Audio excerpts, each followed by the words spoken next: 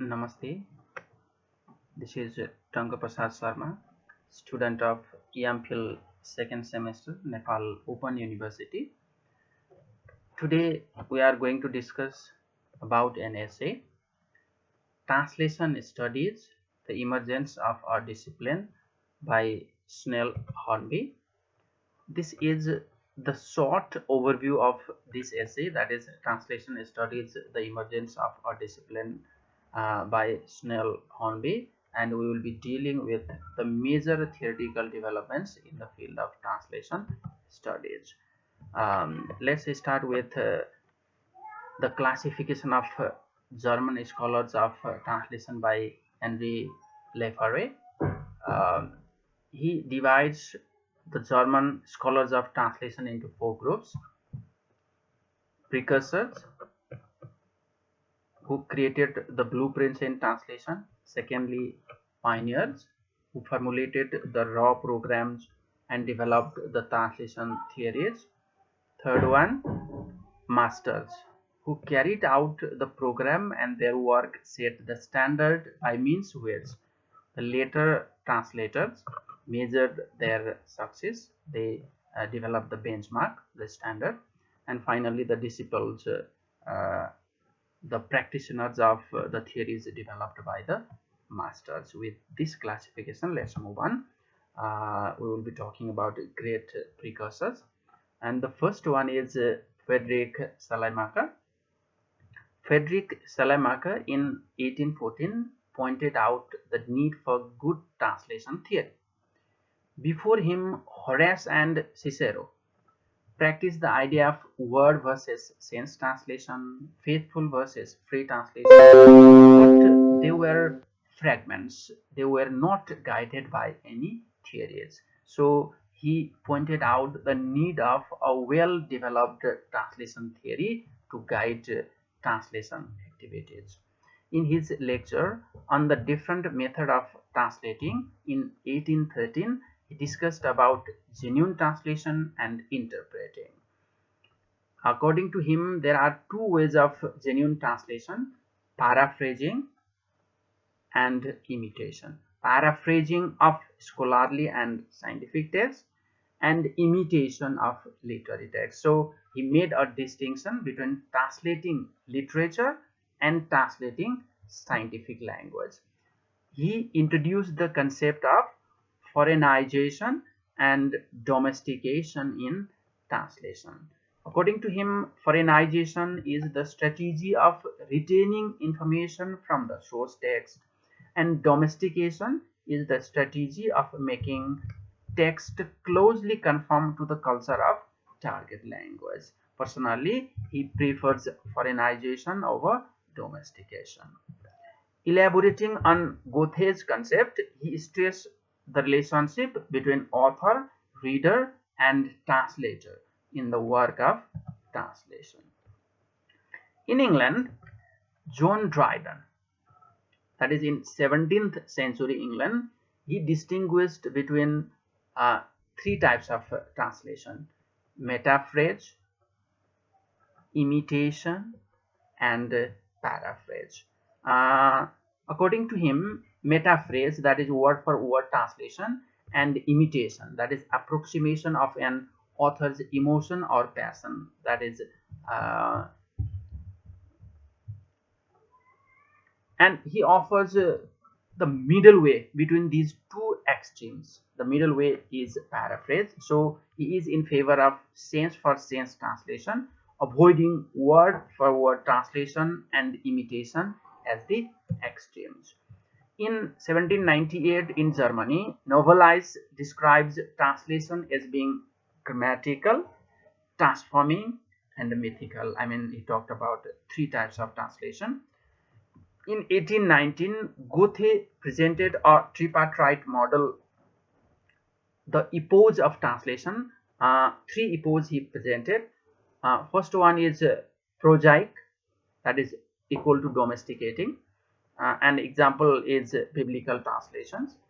Second, parodistic, equal to foreignizing. Example include poetic translation.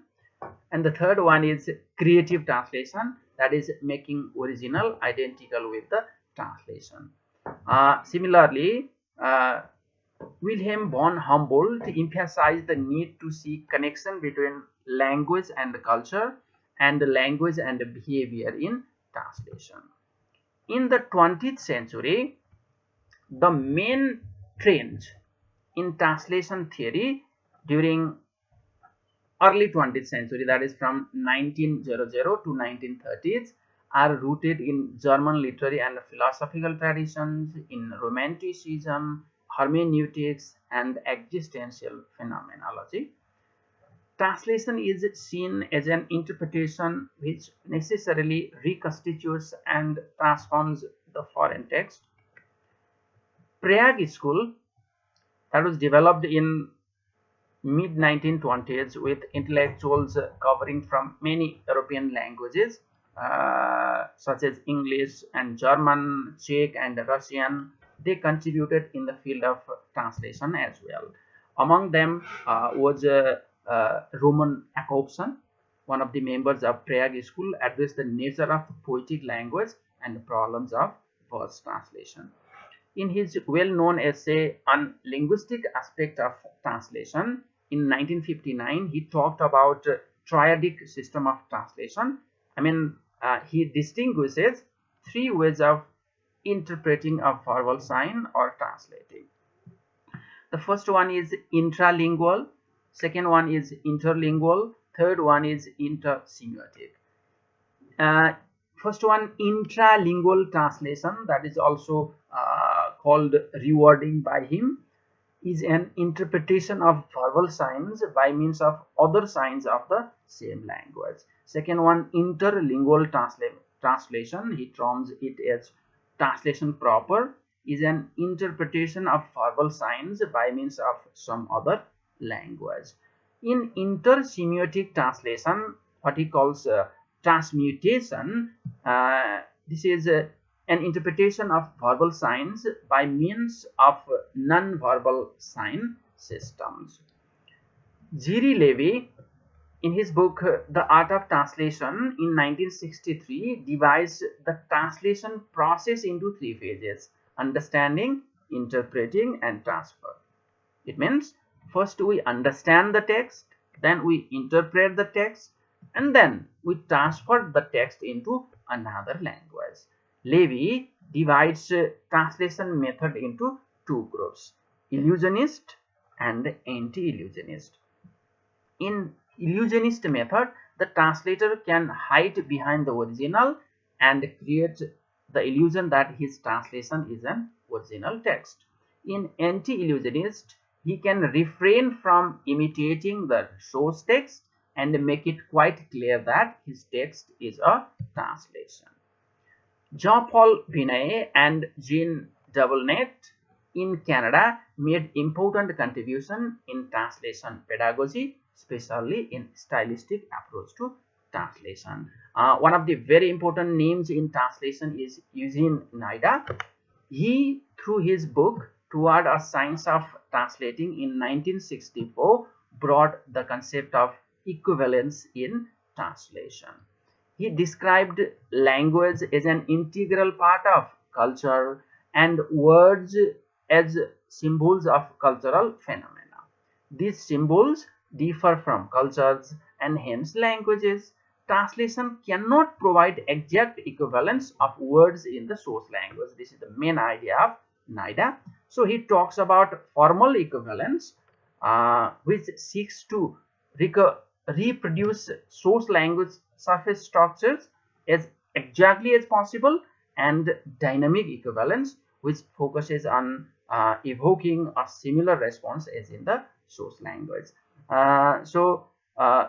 Because we cannot provide exact equivalent, he talked about formal equivalence and dynamic equivalence in translation. This much in this video, and we will talk about next things in next video. Thank you.